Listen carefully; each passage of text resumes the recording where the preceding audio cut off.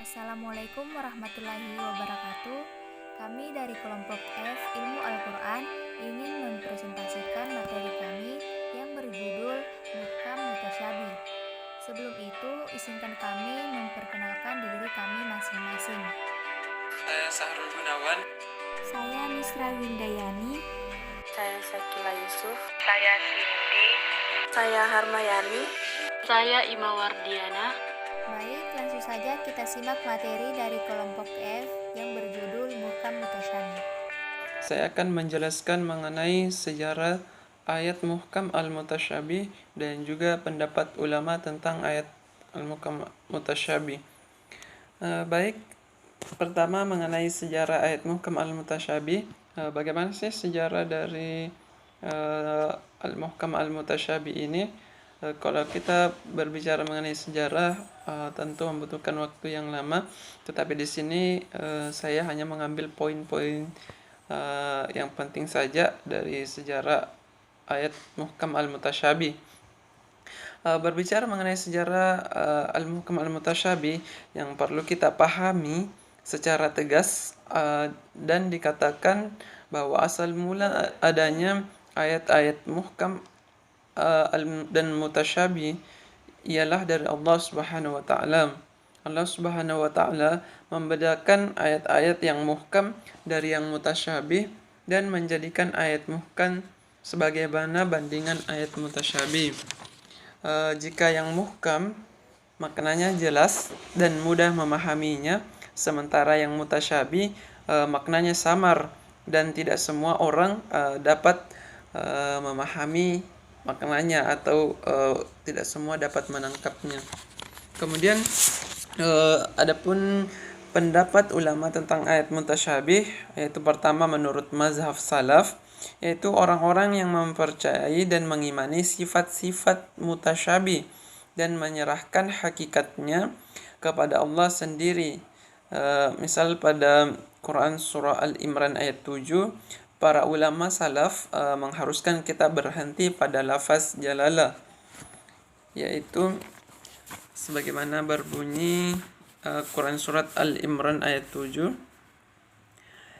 Huwallazi anzala 'alaikal kitaba minhu ayatun muhkamatun hunna ummul kitab هن أم الكتاب وأخر متشابهات فأما الذين في قلوبهم زيغ فيتبعون ما تشابه منه ابتغاء الفتنة وابتغاء تأويل وما يعلم تأويله إلا الله والراسخون في العلم يقولون آمنا به كل من عند ربنا وما يذكر إلا أولو الألباب.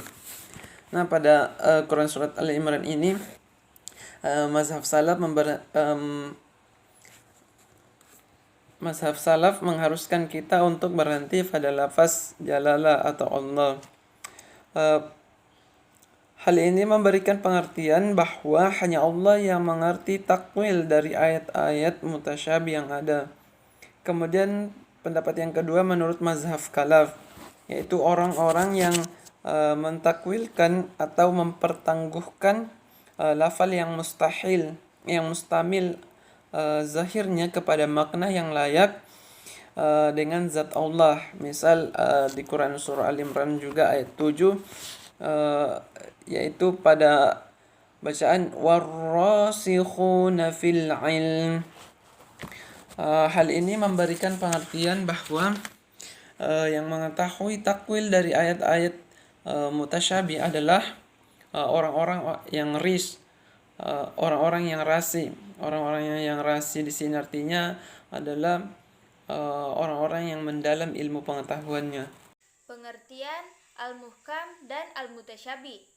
Muhkam berasal dari kata ihkam yang berarti kekukuhan, kesempurnaan, kesaksamaan, dan pencegahan.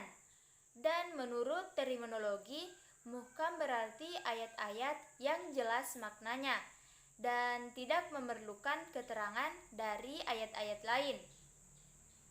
Adapun pengertian dari mutasyabih. Mutasyabih secara bahasa berarti tasyabuh, yakni bahwa salah satu dari dua hal serupa dengan yang lain. Dan syubhah ialah keadaan salah satu dari dua hal itu tidak dapat dibedakan dari yang lain karena adanya kemiripan di antara keduanya secara konkret maupun abstrak. Jadi, tasyabuh al-kalam adalah kesamaan dari kesesuaian perkataan karena sebagiannya membetulkan sebagian lain. Macam-macam muhkam mutasyabih. Macam-macam muhkam mutasyabih yang pertama yaitu ayat-ayat mutasyabihat yang tidak dapat diketahui oleh seluruh umat manusia kecuali Allah Subhanahu wa taala. Contohnya seperti zakat Allah, hakikat sifat-sifatnya dan waktu datangnya hari kiamat dan sebagainya. Hal-hal ini termasuk urusan-urusan gaib yang diketahui Allah Subhanahu wa taala. Yang kedua yaitu ayat-ayat mutasyabihat yang dapat diketahui oleh semua orang dengan jalan pembahasan dan pengkajian yang mendalam. Contohnya seperti merinci dan mujmal, menentukan yang mustarak, mengkaitkan yang mutlak, menerbitkan yang kurang tertib dan sebagainya. Yang ketiga yaitu ayat-ayat mutasyabihat yang hanya dapat diketahui oleh pakar ilmu dan sains, bukan oleh semua orang, apalagi orang awam. Hal-hal ini termasuk urusan-urusan yang hanya diketahui oleh Allah Subhanahu wa taala dan orang-orang yang rasikh ilmu pengetahuannya. Baik, saya akan menjelaskan sebab-sebab adanya ayat mustasyabihat. Pertama, kesamaan lafal mufrad, gharib atau asing. Contoh, lafal dalam ayat 31 surah Abasa, kata Abban, jarang terdapat dalam Al-Quran sehingga asing.